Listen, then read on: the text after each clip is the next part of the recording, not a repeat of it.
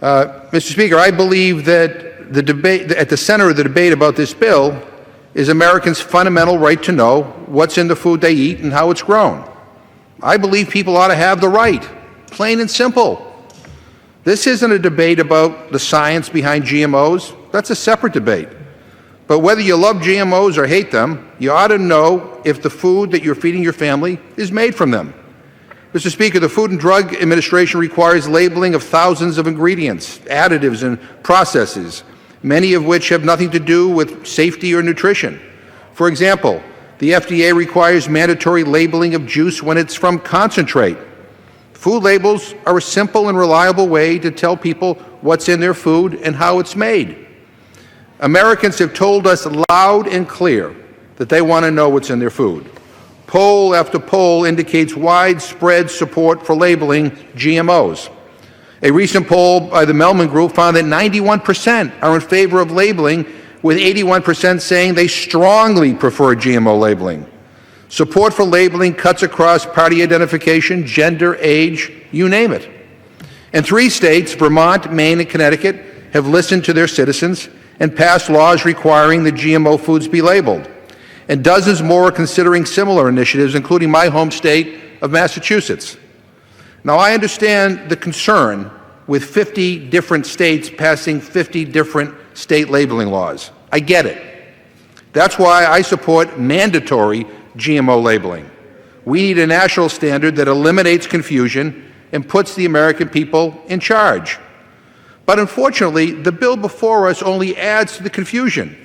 It codifies the existing voluntary labeling system for GMO foods that hasn't worked and hasn't provided consumers the information that they want.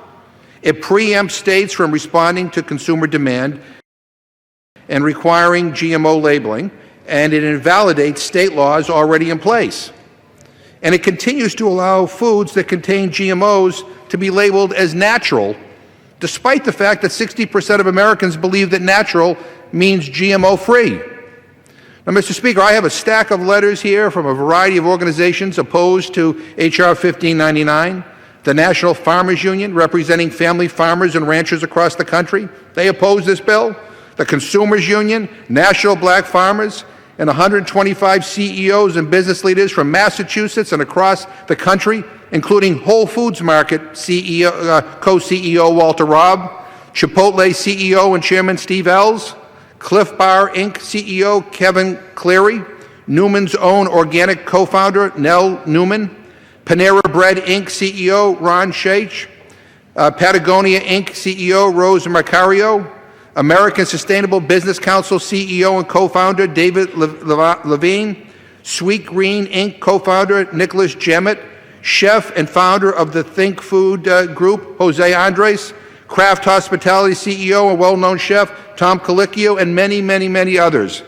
The supporters of H.R. 1599 oppose mandatory GMO labeling, claiming that GMO labeling would increase food prices for consumers. This is just simply untrue. I want to read a section of a letter from the CEO of Ben & Jerry's that proves the point. And I quote, "As an ice cream company that operates in more than 30 countries, many of which require mandatory GMO labeling, we are not swayed by arguments that mandatory labeling will be expensive. The truth is, we regularly make changes, sometimes big, sometimes small, to our packaging." He continues, every year we make changes to between 25% and 50% of our packaging. Over the last 7 years, we've gone through 3 full line redesigns. In other words, we have changed the packaging on every single pint in our product line as a matter of normal business. I can tell you unequivocally that changing labels does not require us to raise the price of our products. Lots of things impact the cost a consumer pays for a pint of Ben & Jerry's. Label changes are not one of them, end quote. Mr. Speaker, it seems to me that adding a label to indicate that a product that contains GMOs ought to be pretty straightforward. So, to the supporters of H.R. 1599, I would simply ask, what are you afraid of? Why is giving the American people more information about their food such a bad idea? Perhaps supporters of keeping the American people in the dark believe that if consumers know that GMOs are in their food, they won't buy them. Well, I don't believe that to be the case. I myself consume GMO foods. My family does, and we will continue to do so, even if there's a label. But that's my choice. That's my choice. H.R. 1599 really is a Washington knows best approach. I mean, this is the epitome of a Washington knows best approach. It says, we don't care what people want. We don't care what people think. We politicians in Washington, we know best. I'm going to tell you something. That's why people hate Congress. That's why people are frustrated with Congress. They don't think we listen. So let me suggest to my colleagues a radical idea, and brace yourselves, because this is a really, really radical idea. Give the American people what they want. With that,